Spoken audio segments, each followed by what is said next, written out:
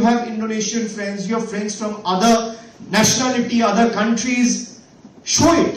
And before concluding, next time when you go to India, I want you to make a promise. Will you make it? Yes, yes. My humble appeal before all of you. Next time when you're planning to visit India, if you're planning to visit India for 7 days, make sure you extend your trip for 3 days more. So instead of visiting for 7 days, you should visit for 10 days. If you're planning to visit for 14 days, you should extend it by another 3 days and make it 17 days.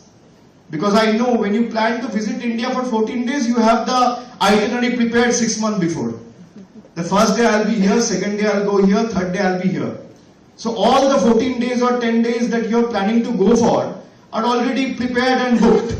So another 3 days window I want you to dedicate, specially because I want you and your family to go to Kashmir and spend 3 days for betterment of the world. Thank you everyone. Jai Hind, Vande